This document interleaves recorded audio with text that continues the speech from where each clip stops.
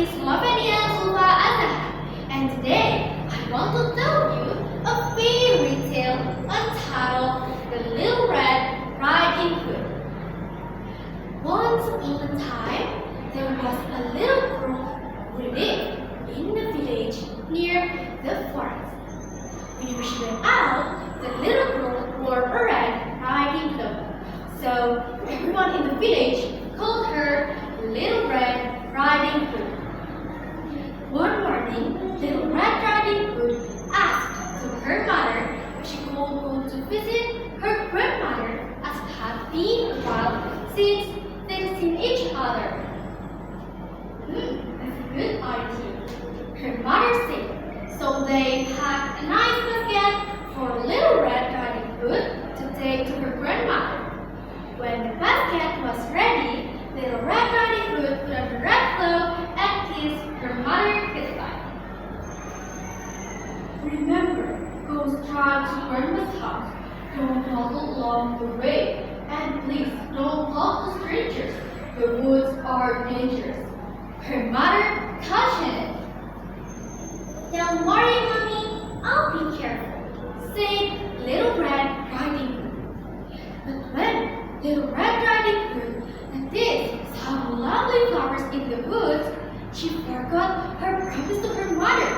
She picked a few, watched butterflies flit above for a while, listened to the frogs croaking, and then picked a few more.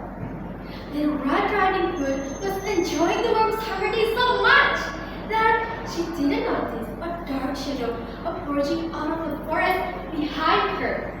Suddenly, the wolf appeared beside her. What are you doing out here, little girl? The wolf asked in a voice as friendly as he could muster. I'm on my way to see my grandma, who lives through the forest near the brook, replied Little Red Riding Hood. And then she realized how late she was and quickly excused herself, rushing down the path to her grandmother's house. In the meantime, the wolf took a shortcut. The wolf, a little out of breath from running, arrived at Grandma's and knocked lightly at the door. Oh, thank goodness, dear. Come in, come in. I was worried that something had happened to you in the forest, said the grandma, thinking that the knock was her granddaughter. The wolf let himself in. Poor grandmothers did not have time to say another word before the wolf gobbled her up. The wolf let out a satisfied purr and then walked through Granny's workshop to find a nice gown that he liked. A few minutes later, Red Riding Hood knocked on the door.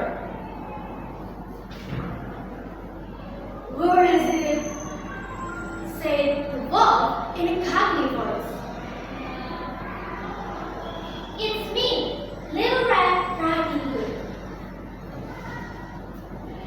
Oh, how lovely to come in, my dear. When Little Red Riding Hood entered the little cottage, she could scarcely recognize her grandmother. Grandma, your voice sounds so old. Is something the matter? She asked.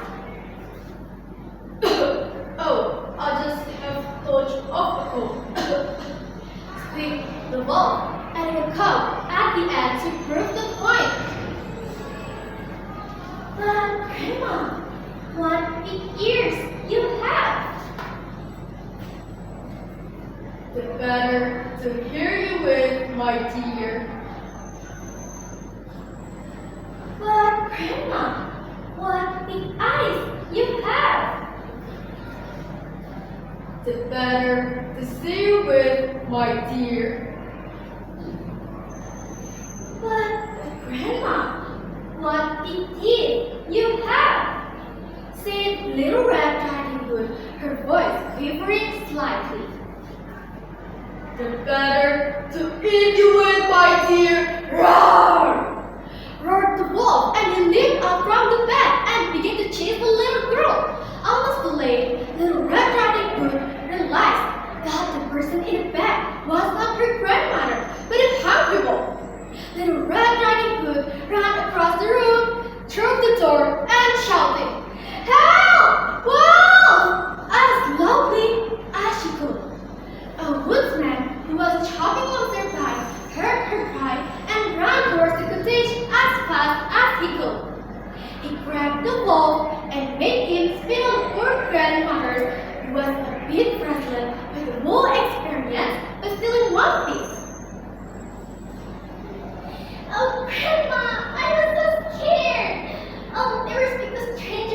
totally the first game. Sobbed Little Red Riding Hood. There, child. You have learned an important lesson. Thank goodness you shouted loud enough for this kind woodsman to hear you. The woodsman knocked out the wolf and carried him deep into the forest where he wouldn't bother people any longer. Little Red Riding Hood and her grandmother had a nice lunch and a long chat. So, my friends, the moral story is